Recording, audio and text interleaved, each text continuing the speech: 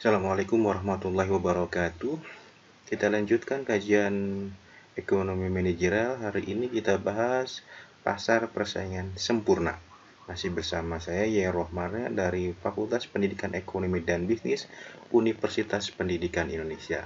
Nah, kita tahu bahwa jika diketahui jumlah pembeli dan penjual, itu nanti bisa mengetahui tingkat persaingannya.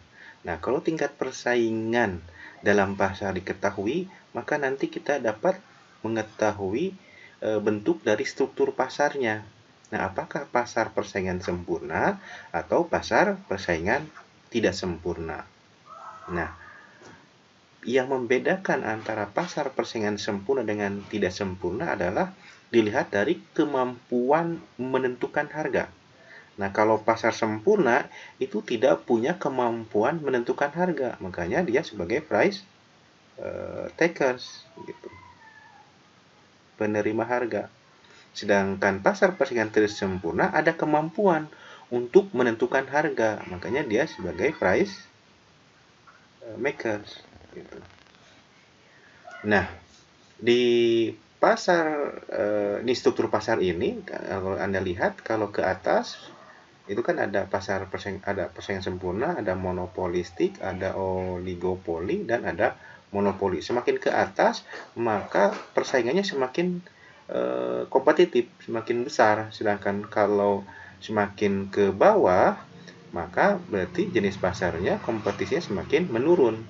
Di monopoli misalkan kan tidak ada persaingan gitu. Tapi kalau di pasar sempurna sangat tinggi tingkat persaingannya. Kira-kira seperti itu urutannya.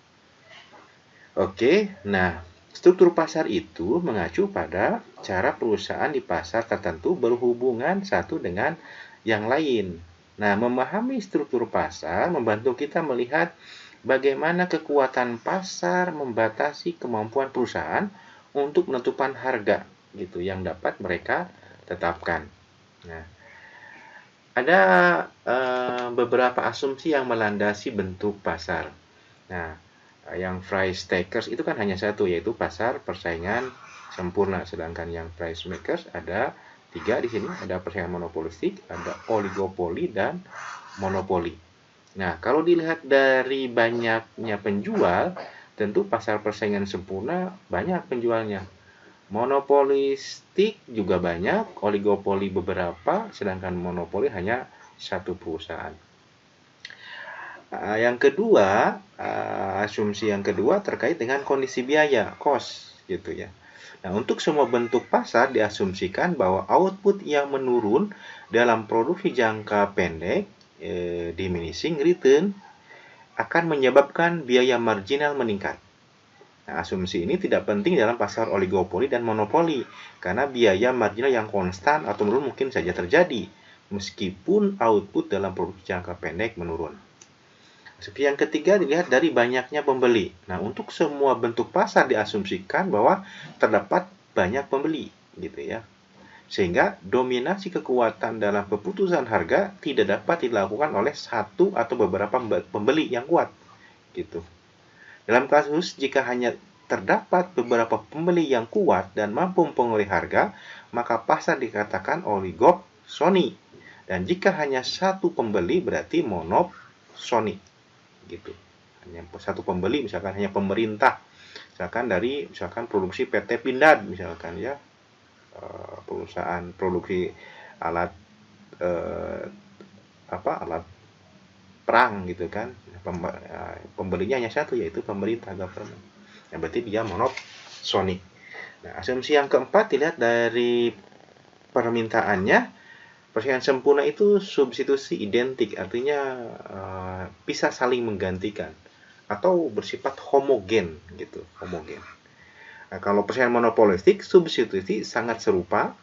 Kalau oligopoli, substitusi terbatas atau ini bisa terdiferensiasi, gitu kan.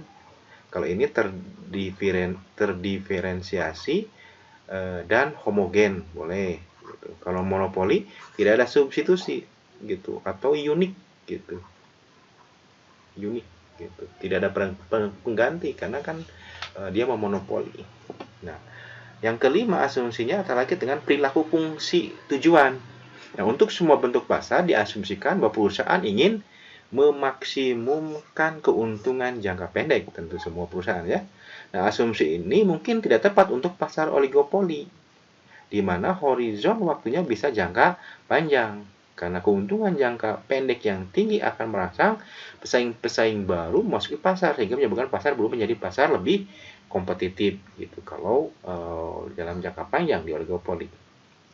Nah, yang keenam dilihat dari variabel strategik. Nah, untuk semua bentuk pasar diasumsikan bahwa perusahaan dapat menyesuaikan harga dan kuantitas yang ditawarkan gitu. Kecuali untuk pasar persaingan sempurna jika harga telah berada pada kondisi keseimbangan pasar.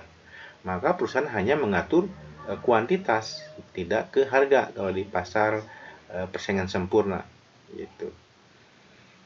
Perusahaan yang berada dalam pasar bukan persaingan sempurna mungkin juga dapat menyesuaikan usaha-usaha promosi mereka, desain produk, dan saluran distribusi. Dan oleh karena itu mereka dapat menyesuaikan harga jualnya tadi, price makers, dan kuantitas. Jadi selain P juga dia ke Q. Nah, kalau di pasar sempurna mungkin hanya ke Q-nya saja, P-nya tidak terlalu bisa menyesuaikan karena sangat tergantung kekuatan permintaan dan penawaran. Dan yang ketujuh, dilihat dari ekspektasi dari reaksi pesaing. Nah, tidak ada. Jadi tidak ada karena terdapat banyak perusahaan sejenis dalam pasar persaingan sempurna dan persaingan monopolistik. Nah, perusahaan yang ada semuanya relatif kecil terhadap pasar. Dengan kata lain, setiap perusahaan hanya memiliki pangsa pasar market share yang relatif kecil, sehingga tindakan-tindakan dari perusahaan satu tidak diketahui oleh perusahaan lain. Nah, pesaing-pesaing mungkin mengabaikan, menyesuaikan dengan tindakan-tindakan perusahaan bergantung pada apakah mempengaruhi atau tidak mempengaruhi tujuan-tujuan pesaing itu. Tidak ada, karena tidak ada substitusi untuk produk yang dihasilkan oleh perusahaan monopoli. Nah, kalau di monopoli memang tidak ada. Tidak ada reaksi karena satu. Produsen produk monopoli hanya satu, sehingga tidak ada pesaing. Nah, kecuali mungkin di oligopoli. Nah, oligopoli bisa aksi dan reaksi. Ini aksi dan reaksi. Jadi bisa saja di oligopoli karena beberapa perusahaan ketika yang satu menurunkan harga, maka yang lain pun bisa saja menurunkan gitu. Tapi ketika harga dinaikkan, bisa saja perusahaan lain tidak mengikutinya, misalkan tetap gitu. Nah, ini nanti kita bisa lihat di pasar oligopoli gitu. Makanya di oligopoli ada kurva permintaan patah,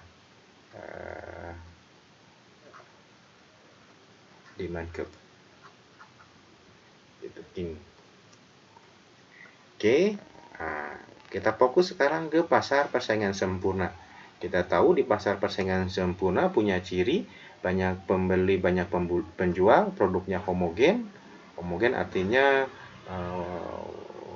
karakteristiknya sama, baik sama kualitasnya, bentuknya, harganya, dan yang lainnya relatif sama. Kemudian tidak ada hambatan untuk masuk dan keluar pasar. Kemudian informasi pasarnya sempurna, kemudian mobilitas sumber daya sempurna. Nah, contohnya apa? Ini diperlihatkan ada Bursa Efek Indonesia yang ini, BEI, Bursa Efek Indonesia, di mana kerjanya adalah jutaan saham diperdagangkan setiap hari di berbagai bursa saham, dan umumnya pembeli dan penjual memiliki akses informasi secara real time tentang harga. Karena sebagian besar pedagang hanya mewakili sebagian kecil pasar, mereka memiliki sedikit kemampuan untuk mempengaruhi harga pasar. Tapi bisa saja kenyataannya ada perusahaan yang besar seperti PIMCO ini. Karena dananya miliar yang dikelola, mereka bisa saja kemudian mempengaruhi harga. Jadi memang contoh yang sempurna itu agak relatif susah. Ini mendekati gitu ya, mendekati sempurna. Jadi di sini antara demand dengan supply sama-sama besar, kemudian barangnya homogen, misalkan saham, tidak ada hambatan di pasar bursa efek, gitu kan. Kemudian informasi sempurna, iya, yang masuk bursa efek kan harus melaporkan secara rutin dan terbuka tentang posisi perusahaan, gitu ya. Yang kedua contohnya adalah pasar hasil pertanian, gitu ya, hasil pertanian. Nah, itu relatif mendekati sempurna. Walaupun bisa saja kenyataannya ada saja perusahaan yang dominan yang sehingga bisa mempengaruhi sedikit harga di pasar. Nah, yang ketiga adalah perdagangan mata uang. Mata uang juga sama seperti Bursa Efek Indonesia. Jadi informasinya real time di seluruh dunia mengacu kepada satu pembentukan harga. Nah, makanya bisa saja $1 sekian rupiah kan hampir sama di berbagai belahan dunia gitu. Tetapi kenyataannya bisa saja pemerintah campur tangan gitu kan, memberlakukan misalkan kurs tetap. Nah, kalau kurs tetap diperlakukan berarti tidak lagi sempurna karena tidak lagi berdasarkan kekuatan permintaan dan penawaran, tapi ditentukan oleh pemerintah. Jadi kenyataan bisa saja kemudian perdagangan mata uang itu bersifat tetap. Nah, itu beberapa contoh dan ciri pasar persaingan sempurna. Kita lanjutkan ke permintaan dan penawaran perusahaan di pasar persaingan sempurna. Nah, kita tahu di teori ekonomi mikro bahwa kesimpulannya seperti ini. Jadi, permintaan di pasar persaingan sempurna berlaku seperti ini. Bahwa demand D itu akan sama dengan average revenue, sama dengan marginal revenue, sama dengan P. Nah, ini buktinya. Kan kita tahu bahwa TR itu kan P kali Q. Nah, R itu TR per Q. Nah, TR-nya P dikali Q. Dibagi Q, ya tinggal P. Ya kan? Kan TR itu P kali Q dibagi Q. Ya, habis ini. Tinggal P. Dan MR, jadi MR adalah delta TR, delta Q. Atau turunan pertama dari TR untuk Q. Maka hasilnya adalah P. Maka wajar kalau kemudian disimpulkan seperti ini, bahwa demand itu sama dengan AR, MR, dan P. Nah, karena tadi sebagai price takers, teman-teman, ketika di pasar atau industri terjadi keseimbangan, yaitu saat supply bertemu dengan demand di sini, di titik E, saat Q misalkan Q 0, dan harganya P0, maka perusahaan, di kurva yang sebelah kiri, misalkan ini kurva 1, ini kurva 2, maka perusahaan karena sebagai price takers tadi, price takers atau penerima harga, maka akan menyesuaikan di P0 juga, jadi ikut dia itu. Ikut, jadi makanya horizontal ininya. Tergantung dari pasar. Kalau pasar harganya naik, dia juga akan ikut naik. Kalau dia turun, dia juga akan turun. Nah, si D ini yang horizontal itu sama dengan P, sama dengan AR, sama dengan MR. Jadi boleh berlaku seperti ini. Nah, itu permintaannya. Kemudian penawarannya.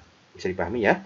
Nah, penawarannya itu bahwa penawaran di pasar sempurna itu sama dengan marginal cost. Biaya marginal. Nah, ini keterangannya. Jadi kurva penawaran adalah kurva MC yang berslope positif. Apa ciri slope positif? Yaitu sejak si MC memotong kurva AVC minimum. Di mana itu? Berarti di sini nih. Nah, di sini. Nah, lihat AVC di sini, kemudian MC di sini. Dipotong di sini. Maka sejak saat ini ke atas, ini adalah kurva penawaran pasar persaingan sempurna, terutama di jangka pendek gitu ya, jangka pendek. Jadi saya ulangi, kurva penawaran jangka pendek itu sama dengan MC dimulai saat AVC bertemu dengan MC atau di AVC minimum di sini gitu. Jadi AVC yang paling rendah itu MC di sini, itu pasti dipotong oleh MC di pasar sempurna itu. Nah, ini minimum. Nah, ini ke atas. Kalau dalam jangka pendek seperti itu, tapi dalam jangka panjang mulainya dari sini teman-teman nanti. Dalam jangka panjang mulai dari AC minimum atau AC ketemu MC. Nah, ini mulai jangka panjang. Tapi dalam jangka pendek mulai dari sini. Oke, jadi pahami ya. Nah, kurva MC merupakan kurva penawaran suatu perusahaan karena kurva biaya marginal dari suatu perusahaan menentukan jumlah barang yang rela dijualnya pada tingkat harga berapapun. Gitu alasannya. Oke, kita lanjutkan sekarang profit maximization. Penentuan keuntungan maksimum di pasar persaingan sempurna dengan pendekatan marginal. Oke, kita tahu bahwa syarat laba maksimum yang pertama bahwa harus berlaku MR sama dengan MC, dan kita tahu bahwa MR itu kan sama dengan kurva D, sedangkan MC itu sama dengan kurva S. Jadi sebenarnya syarat laba harus terjadi D sama dengan S, atau saat MR sama dengan MC. Yang kedua, laba itu terjadi ketika si P-nya itu lebih besar daripada AC. Nah, ini ciri khasnya. Kalau harga jual lebih besar daripada average cost, biar rata-rata, tentu laba naik dong, gitu. Atau posisi laba. Dan syarat yang ketiga yang perlu diketahui juga, P-nya harus lebih besar daripada AVC. Ini tiga syarat lah kalau itu. Tapi yang khasnya ini nih. Setelah ini terpenuhi tentu. Gitu. Oke, kita lihat. Nah, tadi di pasar misalkan harganya 10, maka otomatis perusahaan pun mengikutinya di harga 10. Gitu. Nah, kita tahu bahwa AR sama dengan MR sama dengan P dan juga sama dengan D. Kurva permintaan. Nah, kemudian kita gambar kurva MC, kemudian kurva AC, dan kurva AVC. Nah, ini AC, boleh ATC, average total cost, boleh AC juga. Nah, kemudian si kurva AC-nya di bawah P, kan P-nya lebih besar soalnya. Ini kan P itu yang hitam ini, lebih besar daripada AC di bawah. Dan juga P lebih besar daripada AVC juga di bawah. Nah, keseimbangan pertama terjadi di titik A, misalkan di sini. Nah, ini di sini ya. Nah, di sini di A. Jadi ketemulah MC. MC ini kan sama dengan S kan tadi.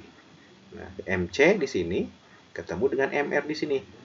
Atau MC itu sama dengan S ketemu dengan D di sini. Di sini. Tadi di titik A. Oke. Tarik garis ke bawah, teman-teman, menyentuh kurva kurva AC, misalkan poin B di sini, maka nanti Anda tarik garis horizontal ke kiri, maka lahirlah C. Ini C. Ini cost. Jadi ini P dan ini adalah cost.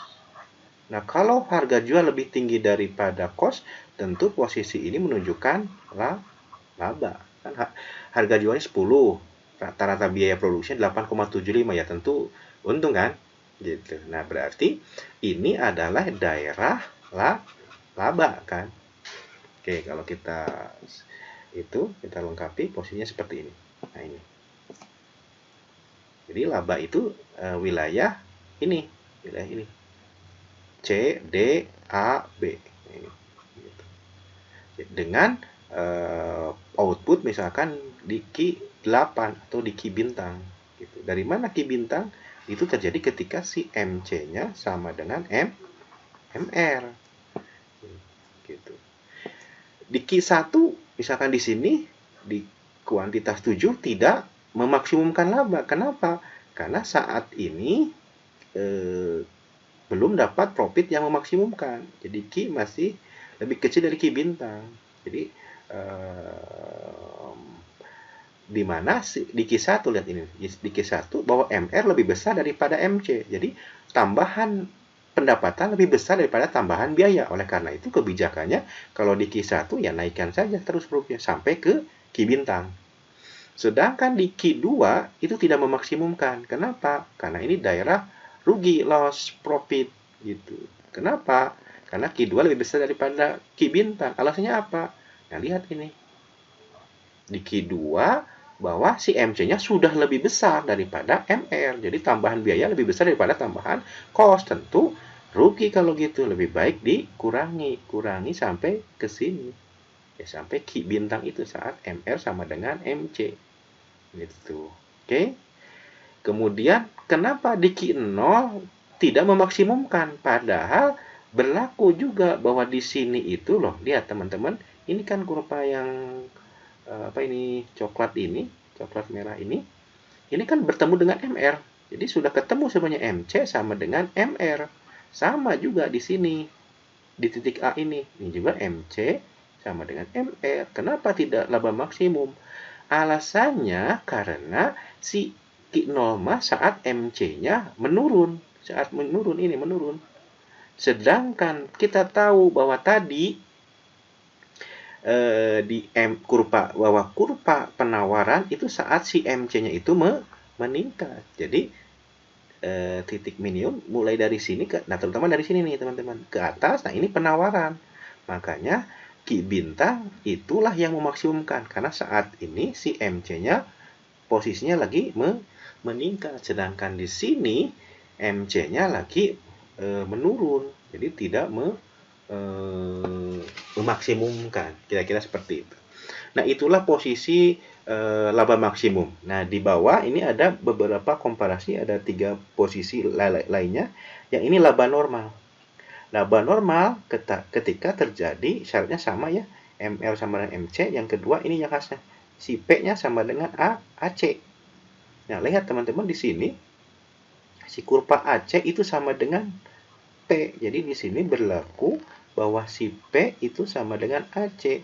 Nah, kalau harga jual sama dengan biaya produksinya, ya labanya 0, gitu ya. Ini yang kedua. Yang ketiga itu posisi rugi. Tapi kebijakannya yang ini kembali, kebijakannya ya produksi tetap diteruskan gitu. Kalau labanya 0. Kemudian posisi rugi minimum. Posisi rugi minimum syaratnya adalah sama MR sama MC, yang khasnya ini nih. P-nya lebih kecil daripada AC, tetapi P-nya masih lebih besar daripada A PC. Jadi syarat khasnya ini, P lebih kecil. Harga jual lebih kecil daripada average cost, tetapi P-nya masih lebih besar daripada average variable cost. Lihat, kurva AC-nya sudah di atas P, gitu ya, lebih tinggi. Makanya ini daerah rugi. Tapi si AVC-nya masih di bawah P. Nah, berarti ini ruginya sebesar ini. Ya kan?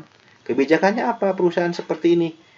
Terus berproduksi gitu ya. Jadi produksi terus. Kenapa terus?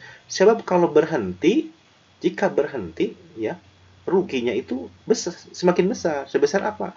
Sebesar fixed cost. Gitu. Jadi terus berproduksi kalau ruginya minimum. Nah, kalau sudah bangkrut, mohon maaf ini bukan posisi rugi minimum tapi posisi gulung tikar, shut down point, gulung tikar. Nah, kalau gulung tikar syaratnya adalah setelah MR sama MC yang khasnya ini, P-nya lebih kecil daripada AC. Nah, ini yang khasnya, P-nya lebih kecil atau sama dengan AVC. Jadi kalau harga jual sama dengan atau lebih kecil daripada AVC, maka itu berarti posisi gulung tikar, bangkrut. Nah, gambarnya seperti ini. AC-nya di atas, AVC-nya menyentuh P. Menyentuh aja atau sama dengan bangkrut, apalagi lebih tinggi, misalkan AVC-nya di atas di sini. Nah, itu berarti sudah lebih parah lagi.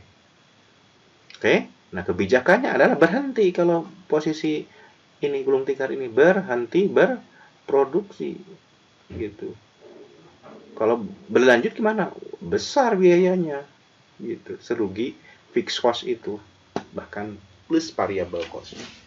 Oke, silakan dipelajari lagi materi teori mikronya kalau Anda belum paham ini. Anda bisa lihat video saya di bagian teori ekonomi mikro. Oke, dalam jangka panjang perusahaan itu akan mendapatkan apa yang disebut dengan laba normal. Laba normal atau V-nya sama dengan 0. Gitu. Tapi laba normal nanti kita bahas, tetap perusahaan harus berproduksi. Mengapa? Gitu. Melanjutkan padahal labanya 0. Gitu. Nanti kita jelaskan.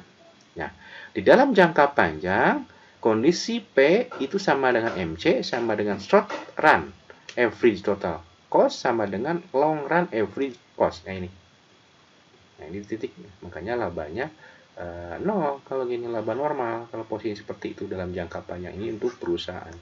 Di pasar berlaku ketika supply sama dengan demand gitu. Nah, pada keuntungan ekonomi sama dengan 0, perusahaan menghasilkan kuantitas output di mana harga sama dengan biaya marginal dan tidak ada perusahaan yang memiliki insentif untuk mengubah ukuran pabriknya. Nah, di posisi A, gambar A, itu equilibrium di pasar. Nah, di posisi gambar panel B, itu equilibrium di perusahaan. Nah, pada panel B, saat P sama dengan MC, P sama dengan MC, ini, di sini, berarti perusahaan tidak memiliki insentif untuk menjauh dari kuantitas output di mana hal itu terjadi di Q1. Jadi tidak mungkin gitu ya. Tidak mau menjauh, baik mengurangi maupun melebihi. Jadi tetap semuanya mengarah ke Q1 karena itu sudah paling maksimum itu dalam jangka panjang itu. Karena dengan barang yang homogen tentu banyak ditiru perusahaan lain sehingga labanya menjadi normal.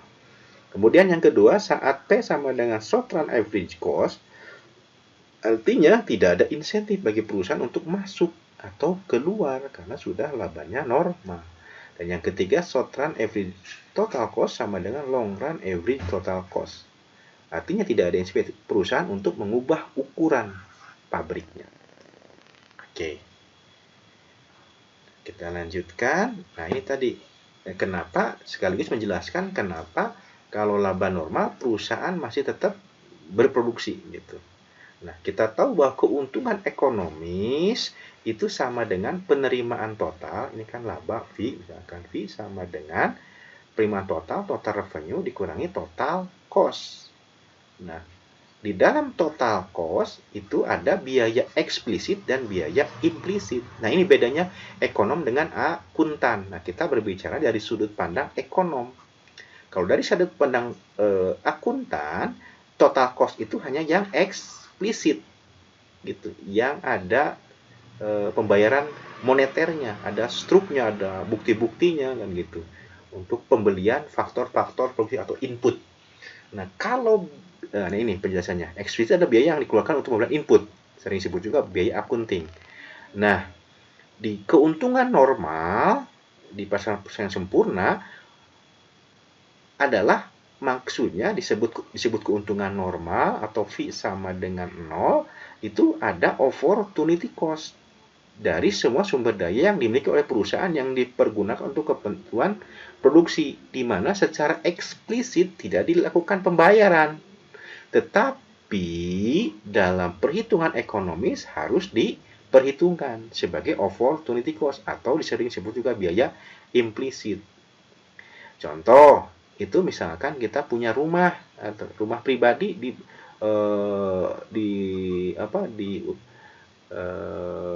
atau tenaga pribadi gitu. Kita punya usaha pribadi, kerja sendiri. Nah, ini kan implisit gitu. Implisit harusnya dihitung kan. Nah, jadi ketika 0 pun ada keuntungan dari input yang pribadi. Nah, ini kan tidak dihitung terkadang gitu dalam perhitungan itu, tetapi harus diperhitungkan. Nah, makanya biaya implisit itu sama dengan normal profit sama dengan opportunity cost. Jadi ketika laba 0 pun sebenarnya ada pendapatan dari pribadi yang sebenarnya harus diperhitungkan. Makanya ketika laba 0 pun kita masih terus lanjut produksi. Nah, ada dua pendekatan dalam pasar persaingan sempurna untuk capai keuntungan maksimum. Ada melalui pengendalian output, Q, yang dioptimalkan, Q optimal,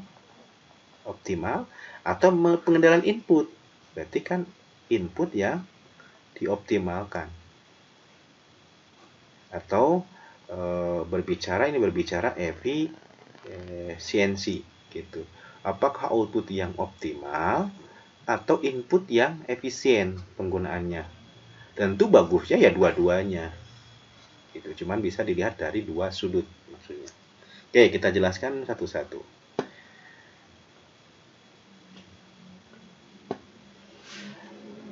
Nah, seorang manajer mengoperasikan perusahaan harus memahami aturan-aturan yang berlaku dari perusahaan dari semua struktur pasar yang ada. Yang pertama, jika harga produk lebih besar daripada biaya total rata-rata. Harga produk kan V. Biaya rata-rata itu kan average total cost. Lebih besar daripada biaya rata-rata P-nya, maka perusahaan harus berproduksi pada titik keseimbangan perusahaan karena akan memberikan keuntungan ekonomis yang maksimum. Yang kedua, jika nanti P-nya di antara average variable cost dan average total cost, maka perusahaan tetap berproduksi pada titik keseimbangan agar meminimumkan kerugian ekonomis yang lebih kecil daripada nilai biaya tetap. Nah, ini berarti posisi rugi minimum sebenarnya. Ini gambar, kalau digambar itu kan gambar yang pertama laba maksimum. Kalau ini berarti gambar rugi minimum. Kalau digambar. Nah, kalau ini berarti daerah shutdown point atau titik gulung tikar, bangkrut. Gulung tikar, istilah gulung tikar itu kan bangkrut. Nah, ketika P-nya lebih kecil daripada AVC, maka manajer harus menutup perusahaan atau menghentikan, tapi belum sampai menjual perusahaan, baru menghentikan. Nah, tentu kalau bangkrutnya sudah parah, maka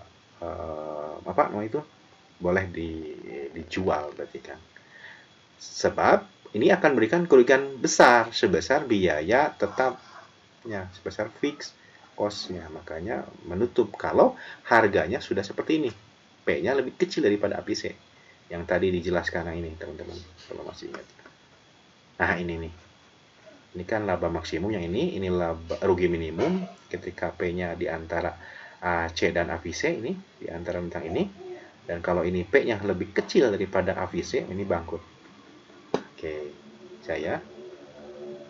Nah, ini P-nya lebih kecil dari AVC, bangkrut, maka menutup kebijakannya. Oke. Nah, sekarang kita coba cara yang pertama tadi, yaitu memaksimalkan keuntungan ekonomis melalui pengendalian output. Nah, pengendalian output. Ada beberapa langkah. Yang pertama, langkahnya adalah misalkan A aja lah. Cari informasi tentang harga produk. Yang kedua, cari informasi tentang AVC dan MC. Kemudian yang ketiga, ketentuan.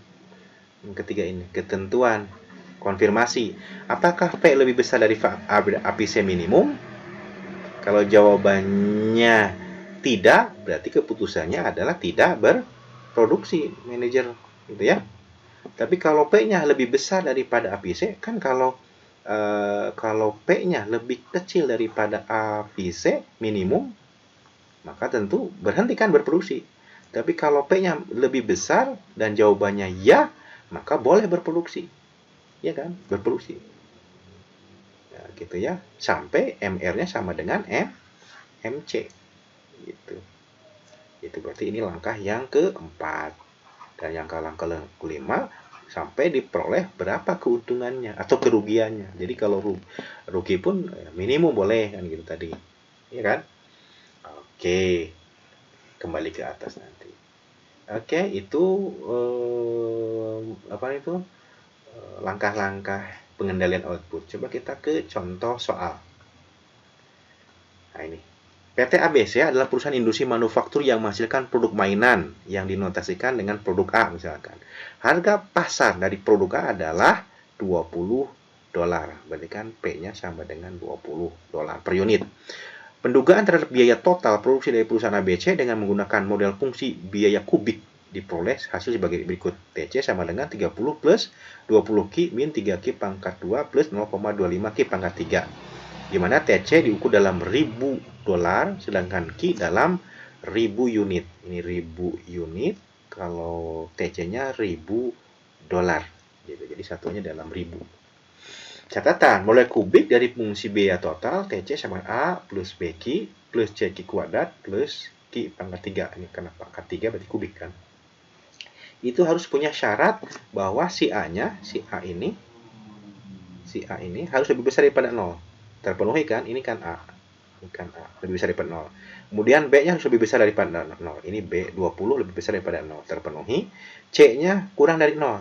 C-nya kurang dari 0. Ini min 3 kurang dari 0 terpenuhi. Kemudian D-nya harus lebih besar daripada 0. D-nya ini D-nya 0,25 lebih besar daripada 0 terpenuhi, dan C-nya C kuadrat itu berarti ini, gitu kan?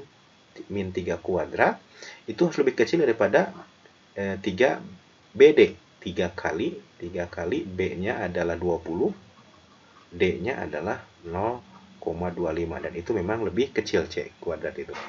Jadi si persamaan ini sudah memenuhi asumsi yang harus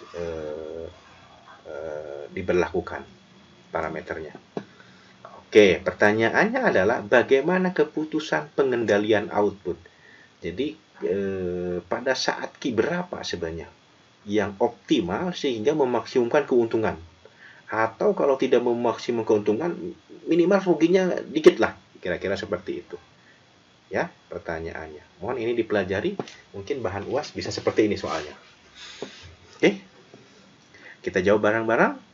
Tadi langkah-langkahnya yang pertama adalah mencari informasi tentang harga output, dan kita tadi di soal P-nya sudah tahu yaitu 20. Oke. Langkah yang kedua mencari informasi tentang A, VC dan MC. Gitu.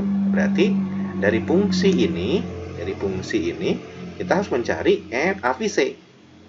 Oke, AVC itu kan rumusnya, gitu kan? AVC itu sama dengan variable cost, total variable cost per Q. Berarti kan total variable cost, teman-teman, yang 30 ini kan fixed cost, yang sisanya yang ada Q-nya ini adalah variable cost atau total variable cost.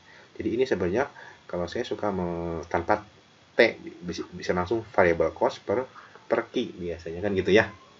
Jadi ini boleh VC saja.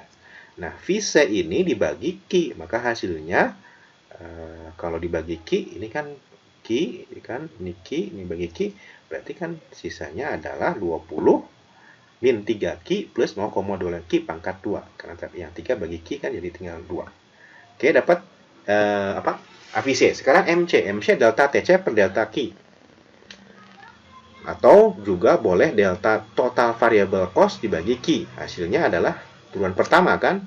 Hasilnya kan kalau MC berarti kan turunan pertamanya kan dapat ini kan. 20, dari sini dapat min 6Q pangkat 1. Ini ditambah 0,75 Q pangkat 2. Nah, ini sama ini. Oke, dapat. Oke, langkah yang kedua dapat. Sekarang langkah 3, memeriksa aturan. Kan tadi pertanyaannya, apakah P itu lebih besar daripada AVC minimum? Tanda tanya, kan jika jawabannya ya, maka boleh berproduksi terus. Kalau tidak, berarti berhenti. Berarti tugas kita adalah mencari AVC minimum. Nah, AVC minimum pada kuantitas output diperoleh dengan rumus Qm sama dengan min C per 2D. Gitu. Min C per 2D. Gitu ya. Min C per 2D. Oke. Dan kita tahu bahwa ini kan A tadi. Ini A kan. Ini A. Ini B. Ini C. Dan ini adalah D. Berarti kan kalau min C, C kan ini. Min 3 kan. Berarti kan karena rumusnya min, jadi min C dalam kurung min 3 per 2D. 2D. D-nya kan adalah 0,25. Jadi min kali min kan jadi positif.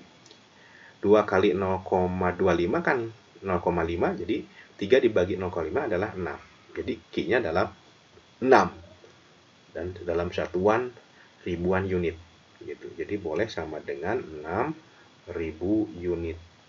Atau boleh 6 dalam ribuan unit, boleh. Oke, dapat Qm. Nah, sebenarnya teman-teman, Qm ini kalau Anda susah menghafal rumus min C per 2D, Qm boleh dicari terjadi ketika AVC itu sama dengan MC. Gitu. Kan syarat minimum itu kan bangkrut itu kan ketika di AVC ketemu dengan MC kan gitu kan. Nah di sini Nah, berarti ini adalah teman-teman kalau dapat Ki di sini, berarti ini Ki yang AVC-nya saat AVC minimum. Nah, AVC minimum itu tadi rumusnya min C per 2D. Nah, saat bersamaan saya mengatakan boleh dong di sini Anda hitung dengan MC sama dengan AVC. Boleh. Selesaikan saja persamaan MC dapat, persamaan AVC dapat, selesaikan. Pasti jawabannya sama antara ini dengan ini. Tentu lebih cepat pakai rumus yang ini, min C per 2D. Gitu. Tapi kalau Anda mau coba, silakan MC sama dengan AVC, jawabannya pasti sama. Sama-sama 6 nanti. Coba aja. Kan tadi sudah ada tuh MC rumusnya. MC dapat, AVC dapat, selesaikan saja. Pasti jawabannya sama 6. Nanti di rumah Anda boleh coba ya. Oke, jadi pada tingkat output Ki sama dengan 6000 atau Ki sama dengan 6, maka biaya variabel rata-rata minimumnya adalah, masukkan saja ke AVC. Kan sudah dapat tuh persamaan AVC-nya. Coba balik lagi ke sini. Nah ini nih, AVC-nya kan ini. 20 min 3 Ki plus 0,25 Ki kan? Oke, jadi masukkan ke sini, kembali ke sini. Masukkan ke 20 min 3 Ki plus 0,25 Ki pangkat 2, masukkan angka 6-nya. Itu yang 6 ini ke sini jadi kan 20 min 3 kali 6 plus 0,25 kali 6 pangkat 2 maka diperoleh 11 dalam satuan dolar per unit. Nah, karena harga pasar produk mainan P20 per unit dan itu lebih besar daripada biaya rata-rata minimum 11, yang ini nih P-nya kan 20 di soal itu kan. Oke, 20. Saya pakai warna yang lain coba. Merah. Oke, kan di soal ketahui bahwa P-nya kan 20. Sedangkan AVC minimumnya adalah 11. Berarti kan 20 lebih besar daripada 11. Kalau begitu, maka kebijakannya harus berproduksi. Sampai kapan? Sampai si P-nya sama dengan MC. Atau P itu kan sama dengan MR kan? Boleh kan?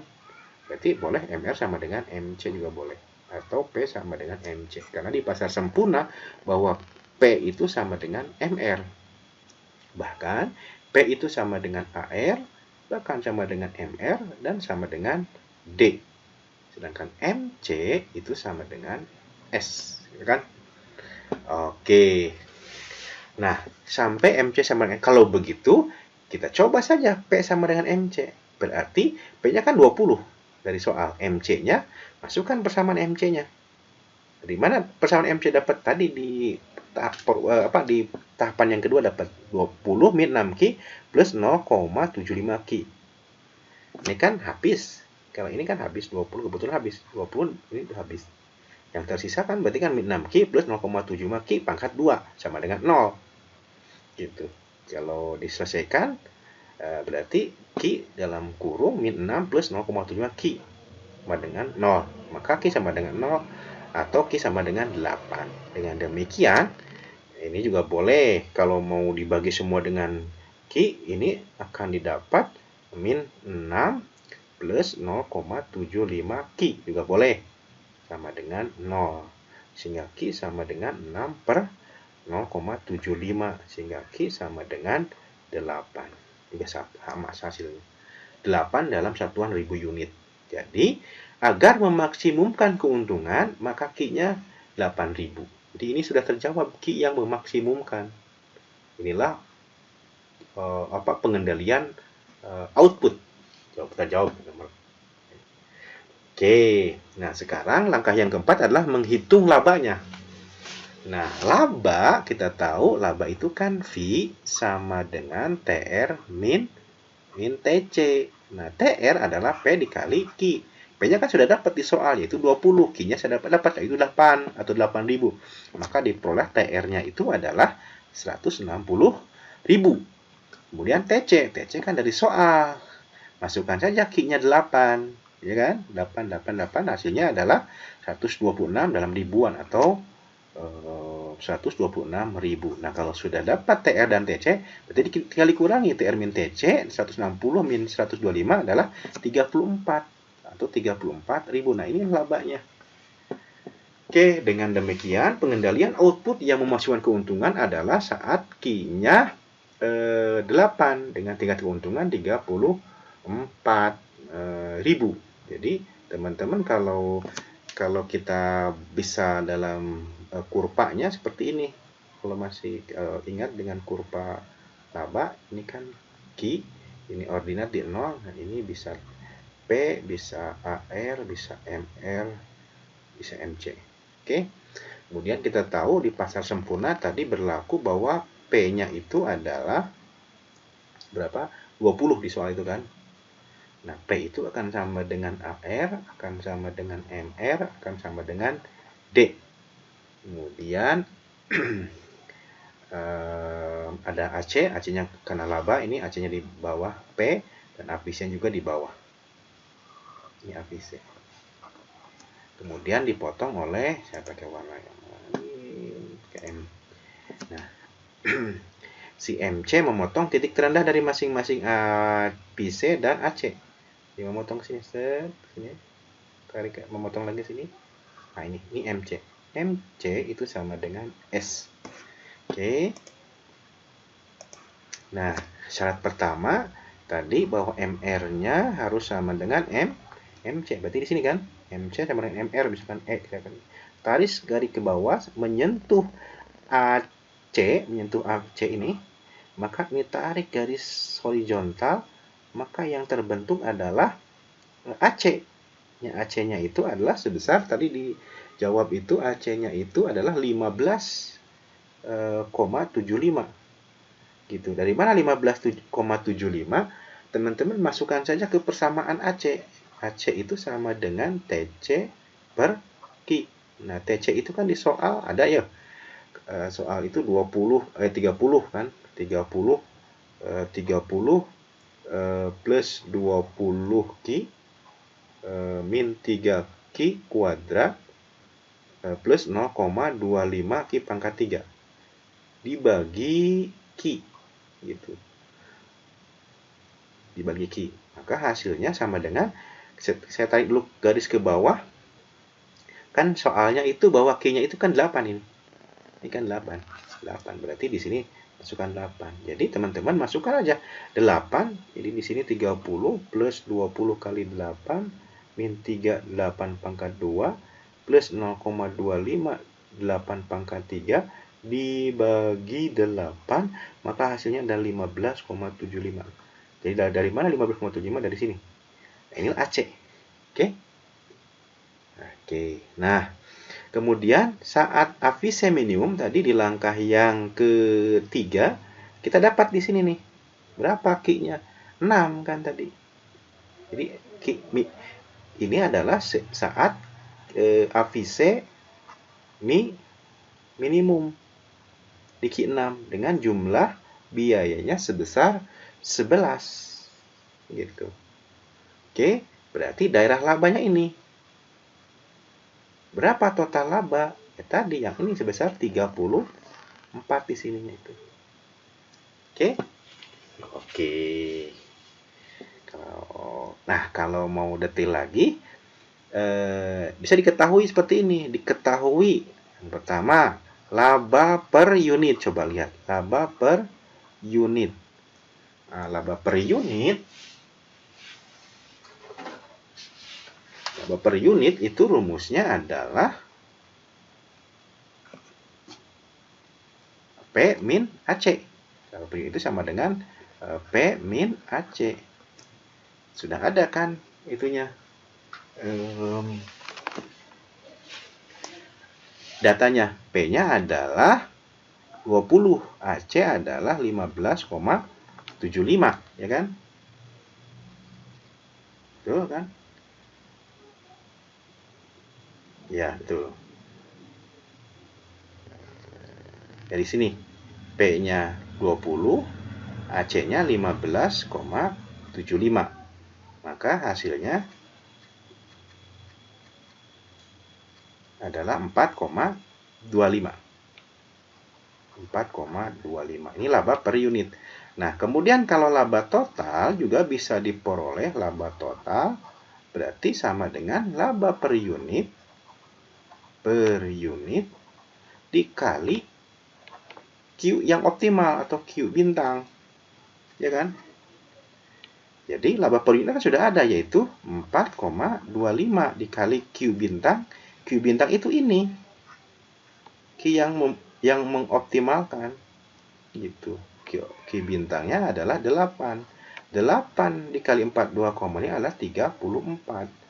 Atau dalam ribuan ya 34.000, sama dengan yang ini. Sama ya jawabannya? Oke, mudah-mudahan bisa diikuti.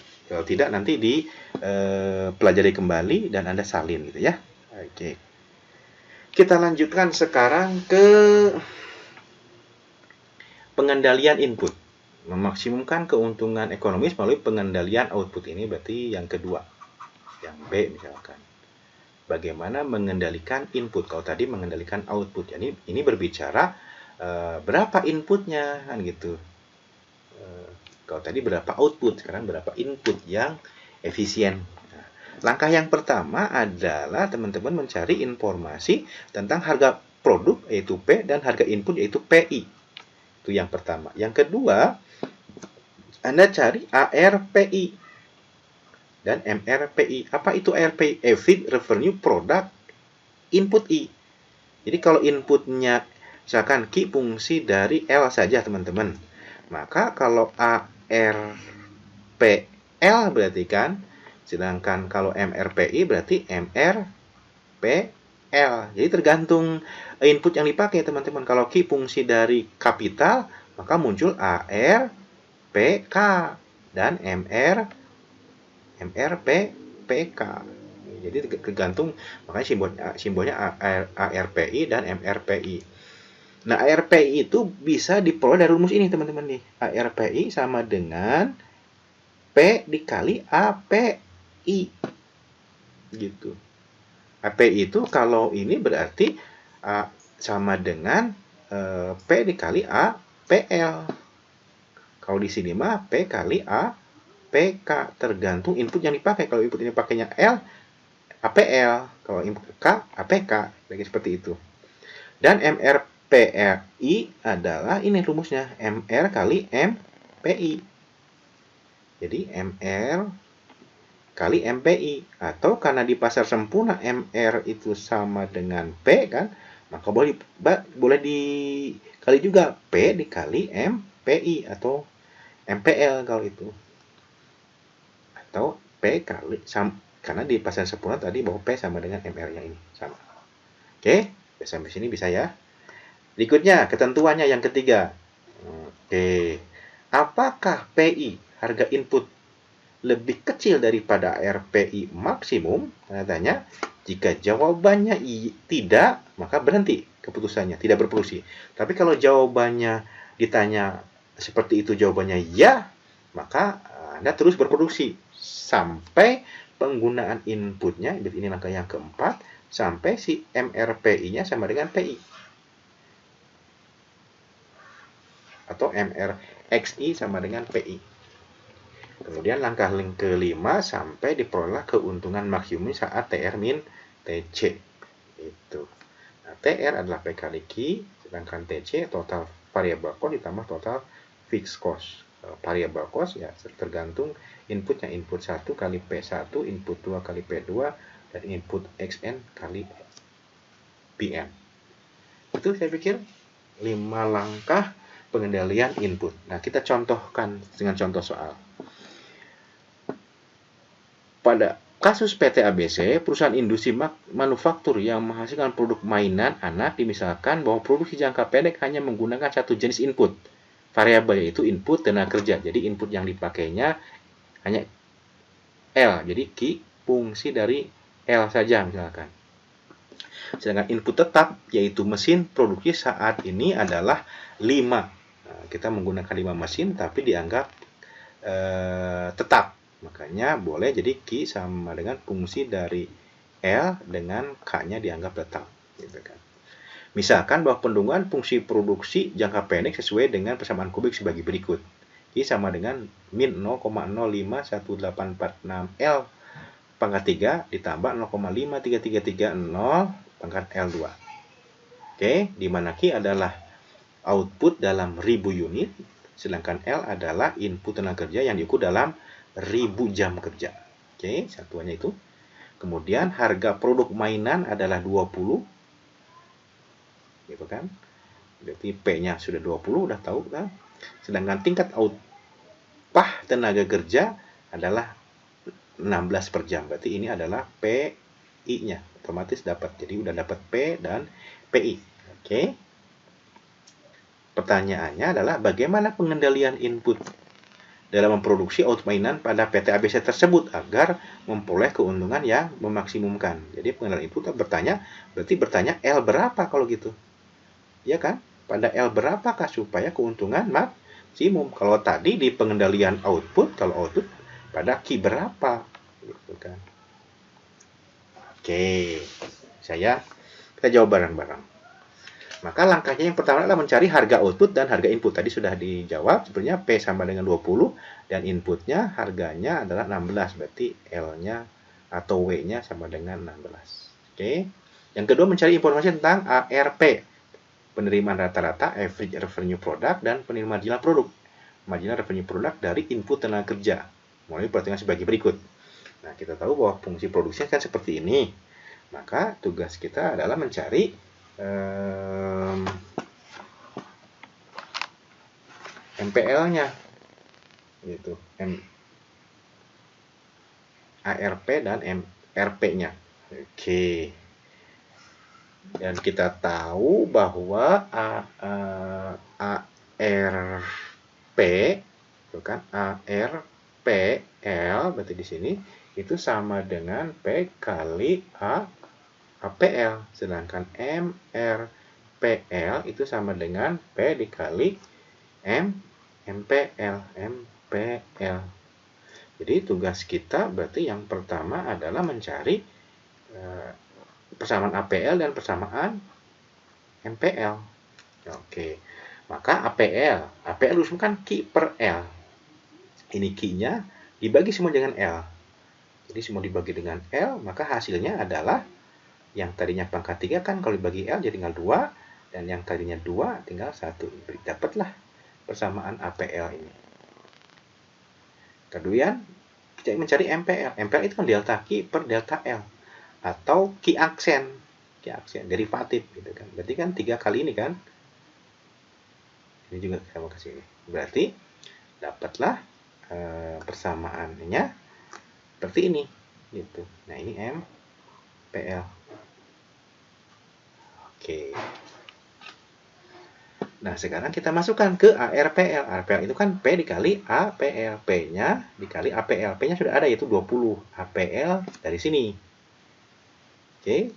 Kalikan 20 kali persamaan ini, maka diperoleh hasilnya adalah ini. Oke. Sedangkan MRPL itu P kali MPL. P-nya itu 20. Dari sini. Dengan MPL-nya dari sini. Kalikan, maka hasilnya adalah ini. Oke, langkah yang kedua dapat, yaitu mencari ARP dan MRP dapat. Bisa ya? Oke, nanti ditulis ulang. Langkah yang ketiga adalah memeriksa aturan. Tadi pertanyaannya kan tentunya apakah PI itu lebih kecil daripada ARPI? Tanda tanya kan gitu. Berarti kita mencari ini. Nah, menentukan nilai dari ARPL maksimum, di mana ARPL maksimum itu kalau si P-nya dikali APL maksimum gitu. Jadi kita mencari ini nih. Gitu. Nah, langkah yang berikutnya berarti mencari ininya. Nah, kita cari dulu yang ini nih, yang APL maksimum. Gitu. Diketahui APL maksimum adalah delta APL per delta L sama dengan 0. Atau kalau saya boleh ringkas, ini sebenarnya terjadi ketika si APL aksen itu sama dengan 0 gitu kan. Jadi APL aksen diturunkan satu kali berarti kan. Nah, diketahui APL itu tadi min 0, sekian L pangkat 2 dan sekian. Nah, kalau diturunkan berarti kan di derivatif kan diturunkan berarti kan dikalikan ke sini kurangi pangkat 1 nanti. Oke. Maka hasilnya adalah min 0,1 sekian L. Dan kemudian yang ini 0,5 sekian. L-nya hilang karena diturunkan sama dengan 0. Oke, maka dapatlah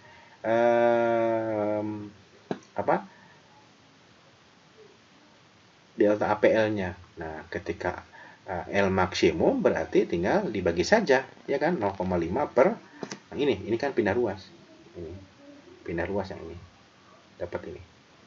Berarti kan 0,5 dibagi 0,1. Maka hasilnya adalah L-nya adalah saat jam kerjanya 5,143 dalam ribuan jam.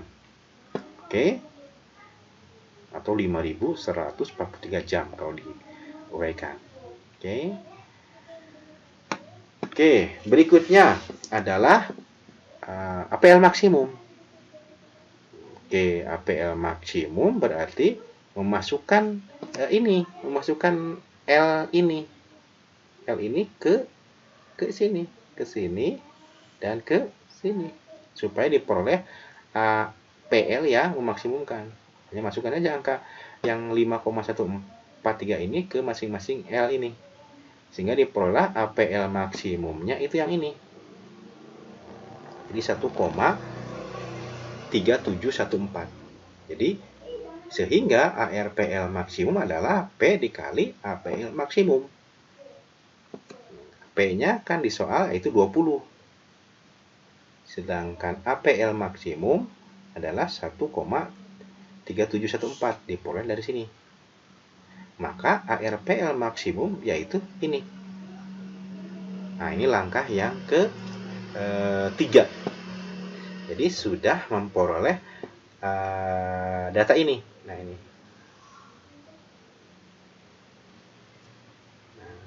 Oke. Nah, sekarang tinggal dibandingkan saja. Apakah PI lebih kecil daripada ARPI? Di mana ARPI-nya itu 27,43. Gitu. ARPI berarti sekarang tinggal kalau diaplikasikan berarti kan PL apakah lebih kecil daripada ARPL gitu kan, tanda tanya. Nah gitu, kalau di sini kan rumus umumnya PI pakai PI. Oke, kita masuk. Kita tahu bahwa di soal bahwa harga input atau PI atau sama dengan hal ini PL atau sama dengan hal ini wage adalah 16 dan itu adalah lebih kecil daripada ARPL maksimum yang 27,43 itu. Maka karena tadi kan ditanya karena PL lebih kecil daripada ARPL maksimum, yaitu PL-nya 20 lebih kecil daripada 27,43, maka keputusannya adalah terus berproduksi. Sampai kapan? Sampai si MRPL-nya sama dengan W. Gitu. Berarti tugas kita adalah mencari MRPL sekarang. Ya kan? Nah, MRPL rumusnya kan sudah ada di tahapan yang kedua itu. Seperti ini MRPL rumusnya. W-nya kan sama dengan 16. Nah, ini 16. Maka selesaikan pindah ruas ke sebelah kiri menjadi min 16. Maka solusinya adalah menggunakan rumus ABC. Masih ingat kan rumus ABC?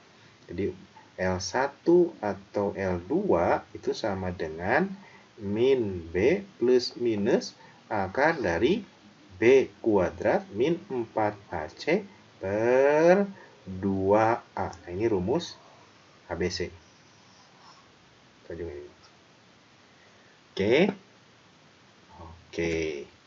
Berarti ini adalah A-nya, ini adalah B-nya, dan ini adalah C-nya. Masukkan rumusnya ke sini, angka-angkanya.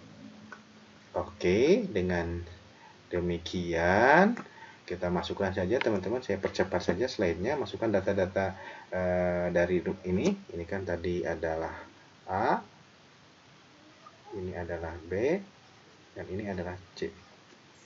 Min B berarti kan min 21,33 dan seterusnya, sampai diperoleh L1 0,857 dan L2 adalah 6. Manakah yang dipakai? L1 apa L2? Kan gitu. Nah, untuk menentukan, Anda bisa ngecek ke ARPL, Average Revenue Product of Labor-nya. Masukkan masing-masing. Ketika L-nya 0,857, maka diperoleh ARPL-nya adalah 8,38. Kalau memasukkan L-nya sama dengan 6, maka diperoleh ininya 26. Nah, cari yang paling besar. Maka yang dipakai berarti yang ini. Gitu. Berarti penggunaannya saat si L-nya adalah sama dengan 6. Ini yang dipakai.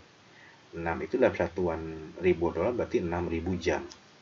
Nah, sekarang telah terpenuhi nih jawabannya. Jadi, untuk memaksimumkan keuntungan, maka penggunaannya adalah 6.000 jam atau disingkat L6 dengan output sebanyak Q8 gitu. Oke, kita masukkan saja datanya ke persamaan itu kan 6 itu dari sini, dari 6 ini sama, masukkan ke fungsi produksinya yang soal paling awal itu 6, maka dapatlah 8. Jadi 8.000 itu output yang memaksimumkan dengan penggunaan L 6.000 jam.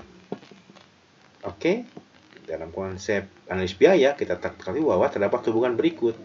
MC sama dengan W per MPL, di mana dalam kasus ini W-nya ada 16 jam bekerja dan MPL-nya saat 6 itu adalah, masukkan saja ke persamaan MPL seperti ini, L-nya masukkan angka 6 maka diperoleh 0,8. Dengan demikian MC sama dengan W per MPL sama dengan 16 per MPL-nya 0,8, sehingga marginal cost-nya adalah 20.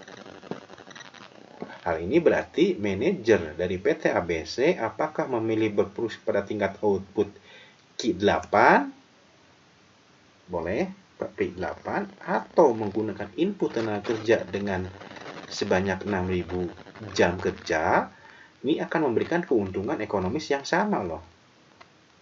Coba lihat.